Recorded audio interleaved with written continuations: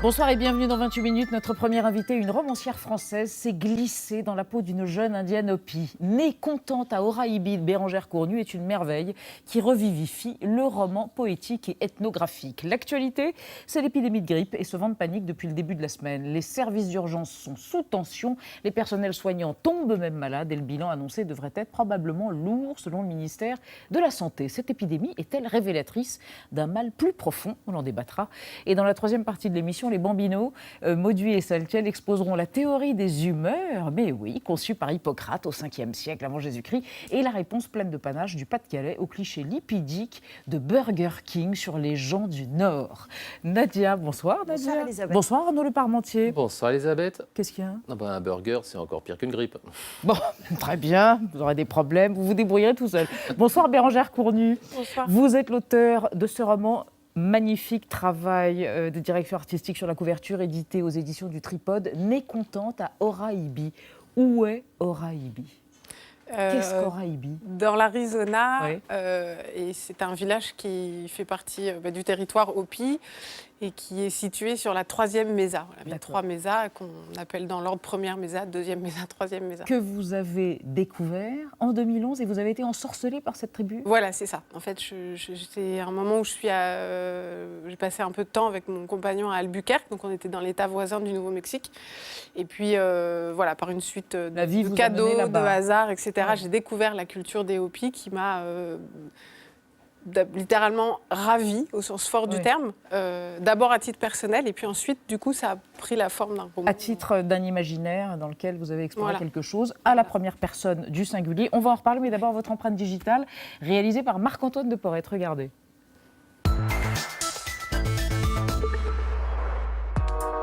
En tapant Bérengère Cournu sur Internet, on découvre votre bio sur le site de la Maison des écrivains et de la littérature. On y apprend que vous êtes plutôt train ou bateau pour vos déplacements et que vous fûtes la secrétaire du traducteur de William Blake, Charles Dickens, Herman Melville ou encore Thomas de Quincey, le célèbre Pierre Léry. Après cette expérience, vous publiez votre premier roman en 2008, Les corps cobaliseurs, un hommage à Henri Michaud. Suivront Nanouchkaya, Chasse-Lamite, Wendy Razorflight et aussi un certain Palabre. Comme vous êtes une originale pour ce livre-là, vous avez créé un alias. Un auteur argentin baptisé Urbano Moacir Expedit et qui écrit en portugnol, mi-espagnol, mi-portugais et dont vous êtes bien sûr le traducteur officiel. Dans un texte de Next Libération, on peut même découvrir que votre alter ego virtuel séjourne entre Montréal et Bonifacio. Le dédoublement est au cœur de votre travail d'écrivaine. Dans votre nouvelle aventure littéraire, Née contente à Oraïbi, vous nous entraînez à la découverte du peuple Hopi. À travers le regard d'une petite fille, Tayati Tahawa, celle qui salue le soleil en riant, on découvre la vie de cette société amérindienne vieille de plusieurs siècles et qui habite sur un plateau désert en Arizona. Un dénuement extrême qui pousse vers une très grande spiritualité. Cette histoire est aussi un écho de votre existence, comme le montre ce texte autobiographique publié en 2014 et dans lequel on retrouve déjà la présence du frère et la disparition du père. Votre roman travaille l'absence paternelle, questionne la mort et le désir symbolique de l'enfouissement dans la terre maternelle. Vous qui allez mettre un enfant au monde dans quelques jours, Bérengère Cournu, lui donnerez-vous un prénom Hopi? Sans vouloir être intrusive dans votre vie privée, mais ça pourrait, vous pourriez. Non, pas de prénom Hopi parce que c'est une langue agglutinante et donc ça donne des prénoms extrêmement difficiles. Voilà. Plurisyllabiques. Alors, Tayati Tawa, elle est peut-être mal prononcée, en tout cas c'est le nom de votre jeune héroïne, qui par sa mère appartient au clan du papillon et par son père au clan de l'ours. Et c'est vous, c'est-à-dire que vous épousez, dans ce roman sur l'histoire d'une initiation et d'une émancipation, il faut quand même de l'audace pour dire « je » comme ça et raconter une jeune Hopi. Oui, en fait, je pense que c'est ce que je disais tout à l'heure. Au départ, c'était une rencontre... Enfin, le paysage Hopi et cette région était une rencontre personnelle et tout. Et ensuite, il se trouve que j'avais depuis longtemps envie d'écrire un roman sur l'absence lié sans aucun doute, mais je veux dire comme un thème plus abstrait que ça, à la mort de mon père quand j'étais enfant. Mais jamais je me serais autorisée à aborder ce sujet directement si je l'avais placé dans un contexte européen ou français, etc. Et en fait, à partir du moment où j'ai eu envie de m'immerger dans le pays des Hopis pour un projet littéraire, je me suis dit, mais quand même, le désert, pour parler de l'absence, c'est pas mal. bien. Mais alors, Vraiment. qui sont... Et je me suis autorisée à ce moment-là, du coup, à parler d'une orpheline, sachant que, voilà, après, il y a toute la distanciation que permet la littérature. Et Vous n'êtes pas Hopi vous-même. je ne suis pas Hopi. Qui est ce peuple, le Hopitou, le peuple de la paix? On sait que ce sont des agriculteurs, ce ne sont pas des guerriers, ils sont pacifiques, ils sont mystiques, ils ont un culte, des rituels, des danses extrêmement sophistiquées, fascinants. Et à l'écart un peu de l'histoire. Ouais, comme beaucoup de peuples amérindiens, mais celui-là en particulier, ils se considèrent un peu comme les gardiens de la terre. Donc ils ont beaucoup de cérémonies. C'est juste 9 cérémonies par an qui peuvent durer pour chacune d'entre elles jusqu'à 15 jours. Donc la vie cérémonielle est quand même très importante. Et ils le font pour l'équilibre de leur vie, de leur peuple, mais ils le font aussi pour l'équilibre du monde en général. Voilà. Ouais. Et voilà, c'est aussi pour ça que, c'est le peuple de la paix pour ça. Et probablement, après, par ailleurs, on pense qu'ils sont très liés en fait, leur langue, c'est une langue uto-aztèque, donc c'est probable que ce soit des migrations de population qui viennent du même bassin que, les peuples beaucoup plus bas, comme les Mayas ou les Aztèques. Voilà.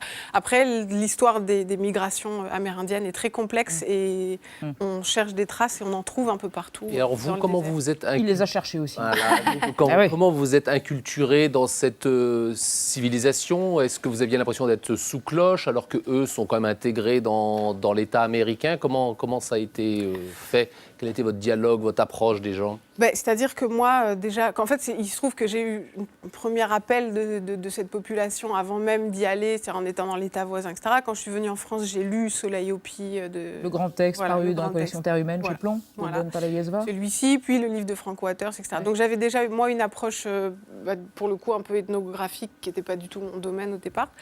Et puis après, quand je suis allée là-bas et que j'ai discuté un peu avec des gens qui connaissaient bien les cultures amérindiennes et tout, j'ai senti, moi aussi, que c'était des cultures qui étaient à la fois très fortes et un peu fragilisées. Fragilisées par la modernité? Par la modernité. La technologie Alors, les numérique. Hopi, moins que les autres, justement, puisqu'ils sont... le territoire dans le Hopi trou du est cul du monde, inséré. on peut le dire. On peut le dire comme ça, sinon on peut dire qu'ils sont insérés. En fait, le territoire Hopi qui serait, voilà, pour donner une idée, grand comme un département français, et lui-même inséré dans la réserve Navarro, qui, elle, serait grande comme une région française. Donc, ils sont 2 fois coupés du territoire blanc américain. Ce qui les a préservés. Ce qui les a relativement Et l'accueil que vous avez reçu était ouvert? Vous avez beaucoup parlé, beaucoup échangé? Je vois qu'il paraît qu'on ne peut pas prendre de photos, ils sont rétifs. Alors non, en fait, il se trouve que moi, j'étais absolument terrorisée à l'idée de déranger ces gens. Et donc, j'ai peu, en fait, interrogé les gens directement. J'ai énormément lu. J'ai pris contact avec des gens quand même. Et en fait, plus facilement quand c'était à l'extérieur de la réserve et que j'ai eu la chance de rencontrer des Hopi ou des gens qui étaient Hopi par leur père ou leur mère. Et bizarrement, j'étais plus à l'aise pour parler avec eux quand on était... Si tu veux, c'est un peu comme un territoire sacré, en fait, quand on est là-bas. Et donc, il n'est pas tellement question d'aller déranger les gens. J'ai eu la chance d'assister à une danse. De quoi? La deuxième fois, c'était au mois de février, donc c'était probablement une danse du haricot.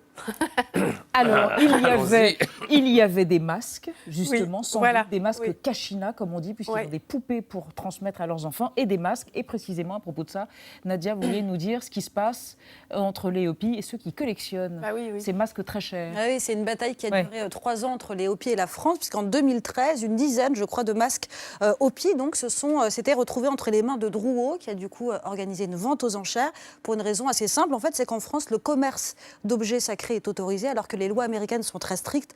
La vente, l'échange, l'exportation d'objets religieux sacrés, c'est interdit. Et donc, il y a eu une passe d'armes entre les Hopi et les institutions françaises. Ça a duré très longtemps. Finalement, cette vente a eu lieu. Et là, il y a eu un coup de théâtre, puisqu'une fondation les a achetés et elle les a rendus aux Hopi. En tout cas, c'est ce qu'elle a dit. Est-ce que vous pouvez nous dire pourquoi ces masques sont si sacrés? À quoi est-ce qu'ils leur servent? Alors, en fait, les masques, c'est pas des objets rituels, religieux en eux-mêmes tout au long de l'année.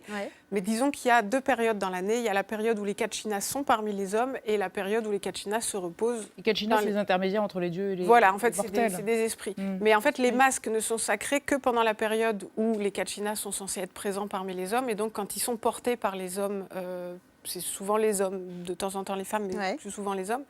Et donc, à partir de ce moment-là, ils deviennent l'intermédiaire entre les hommes et les esprits. Et puis, c'est surtout que, normalement, ils appartiennent jamais à une seule personne, ils appartiennent à un clan. Donc, même s'ils ont été cédés par une personne à un moment donné, il n'est pas du tout évident que... Enfin, voilà, ça appartient au peuple. De même que la terre, pour beaucoup d'Amérindiens, et aussi pour les Hopis, c'est la terre-mère, et elle n'appartient à personne. On en a l'usage, mais... on voit ça des fois dans des témoignages indiens, on dit on a rendu leur terre aux Indiens et alors on leur a fait des petits bouts. Et ils sont très très embêtés parce qu'ils disent, est-ce que vous feriez ça à votre mère, vous? Est-ce que vous partageriez des bouts de mer entre vos enfants? Est-ce que vous considéreriez que on vous a rendu votre... Bérengère Cournu, il y a eu très peu de littérature. Il y a eu Soleil Hopi, et puis André Breton a découvert la culture Hopi, les tribus Hopi en 1945. Il y a été, et il disait, l'Indien Hopi regarde au-delà de lui-même. Vous corroborez cette vision qui est vieille déjà, mais... je ne la connaissais pas dite dans ces termes-là, mais en tout cas, moi, ça m'a permis de regarder au-delà de moi-même. Et donc, je pense que... Oui, je pense qu'il y a ce... Le désert étant comme la terre à nu, et que les Hopis, par exemple, lisent le temps cérémoniel en fonction de l'endroit où se couche le soleil sur le relief au loin. Oui, on peut dire qu'il y a cette dimension. Alors, oui, non, c'était pour poser la question désagréable de la fin. Est-ce que vous idéalisez pas un petit peu les Hopis, alors qu'on dit qu'il y a beaucoup de problèmes de chômage, d'alcoolisme, de difficultés d'intégration? Je m'attendais beaucoup à ça quand je suis allée, parce qu'on m'a dressé un portrait. Et donc, en fait, je m'y attendais tellement aussi à trouver une forme de misère, etc., que finalement, j'ai trouvé que ça l'était beaucoup moins que ce que j'avais craint. Ça l'est sans doute beaucoup moins que sur d'autres territoires. Après, je ne dis pas qu'ils n'ont pas des difficultés, etc. Mais en tout cas, il y a une sorte ouais, ils sont relativement préservés dans leur espace, puisque, à la différence d'autres, ils n'ont pas été déplacés, qui sont encore sur un territoire. Donc, certes, ils sont sans doute très fragilisés, mais je pense qu'il y a dans leur culture une force et une des forces des ressources extraordinaires qui peut-être passent au-delà du côté matériel, qui peut nous effrayer un peu, et humain. Explication là-dedans. Née contente à Oraibi, par vous, Bérengère Cournu, aux éditions Le Tripode, avec le Coyote. Merci d'être venue sur le plateau de 28 minutes. Beaucoup. Merci beaucoup.